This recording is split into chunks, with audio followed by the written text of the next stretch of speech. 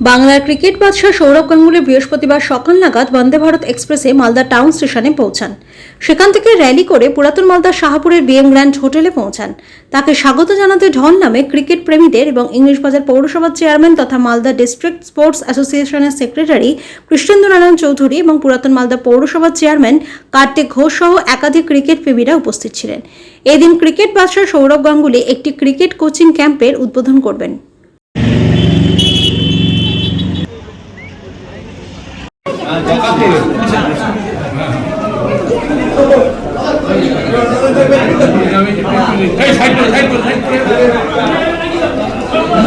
Side করে বলছে কিষান দাকে আসতে দাও, কিষান থেকে আসতে দাও দাদা, এখানেও আগে চলে দাদা হাত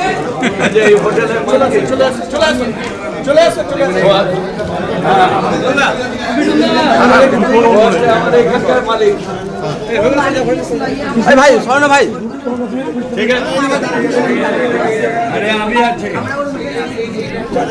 ভাই স্বর্ণ একটু চলো উপরে চলো চলো দেখি একটু ক্লিয়ার করতে হবে। এবার ক্লিয়ার করো তুমি। সচিন তেন্ডুলকারের জন্মদিন, কি বলবেন? সচিন তেন্ডুলকারের জন্মদিন দাদা। ক্রিকেটকে এগিয়ে নিয়ে যাওয়ার জন্য আর খেলোয়াড় তৈরির জন্য খুব গুরুত্বপূর্ণ ভূমিকা পালন করে। তাই সিএবি তাদের মতো যতটা সম্ভব জেলার ইনফ্রাস্ট্রাকচার, জেলার ফেসিলিটিতে সাহায্য করে, আর ভবিষ্যতেও করবে।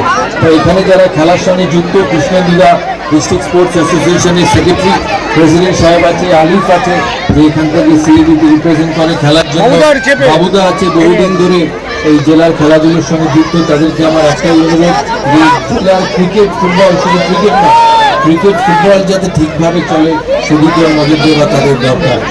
এডিএম সাহেব আছেন এখানে। আমি বেশি সময় নেব না, কারণ খুব গরম আমি দেখতে পাচ্ছি। এই গরমের মধ্যে তোমরা যারা এসছো তাদেরকে আমার অনেক ভালোবাসা। অনেক ছোট ছোট প্লেয়ার আছে, ছোট ছোট যারা সব খেলার জামা কাপড় পরে আছে।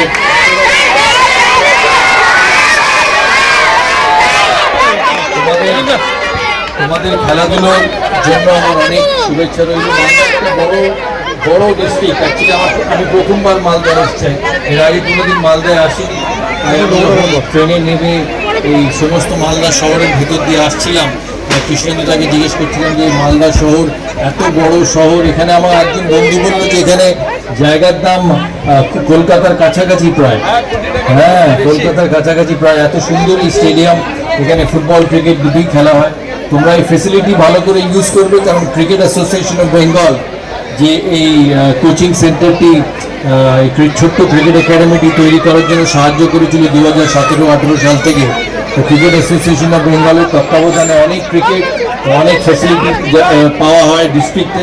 তাই তোমরা সেই ফ্যাসিলিটিটাকে ব্যবহার করবে, আর খেলাধুলো যাতে তোমাদের এগিয়ে নিয়ে যেতে পারো সেটা দেখবে।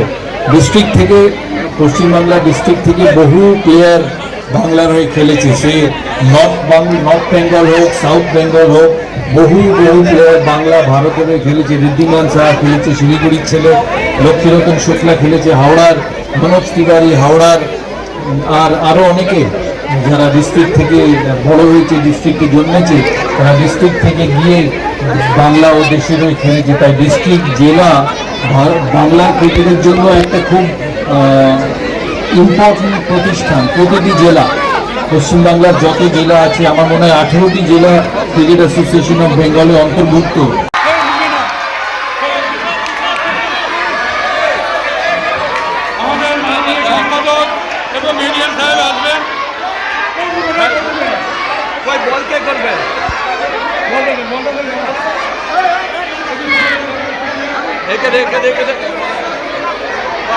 তুমি দেখি। হ্যাঁ চলো চলো। এই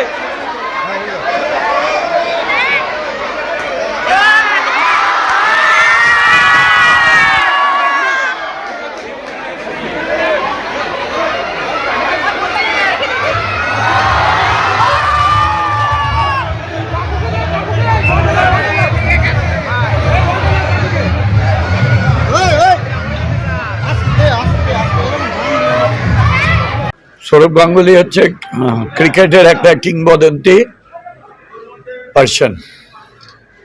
তিনি ক্রিকেট রিলেটেডই আসছেন। প্রথমে তিনি এখান থেকে যাবেন রাস্তা ধরে, রাস্তার বিভিন্ন জায়গায় ক্রীড়া মোদীরা দাঁড়িয়ে থাকবে, তাকে সংবর্ধনা দিবেন। তারপরে 12টার সময় তিনি ডিএসএর মাঠে আসবেন। ডিএসএর মাঠে জগমন ডালমিয়া নামে একটা coaching camp, indoor coaching camp opening করবে। ওখানে দুটো কথা বলবেন। ওখান থেকে চলে যাবেন মালদা ক্লাবে। মালদা ক্লাবে একটা কোচিং আছে, সেটা ওপেনিং করবেন। ওখানে দুটো কথা বলে ব্যাক করে আবার বিএম গ্র্যান্ড হোটেলে যাবে। বিএম গ্র্যান্ড হোটেল থেকে 3টায় বেরাবেন উনি। 3টায় বেরিয়ে একদম সোজা মালদা কলেজ যাবেন। নেতাজি মোড়, পোস্ট অফিস মোড়, সিমেট্রি রোড, রাজমহল রোড করে মালদা কলেজে, না কোথাও পায়ে হাঁটবে না।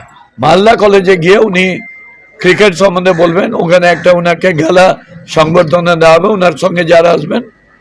তারপরে সোজা চলে আসবেন ঝলঝলিয়া। ঝলঝলিয়ায় একটা হোয়াইট 11-এর ক্রিকেট টুর্নামেন্ট হয়। সেই ক্রিকেট টুর্নামেন্টেও মূল উদ্যোক্তা আছে, গৌতম আছে, শুভদীপ আছে, আরও হচ্ছে।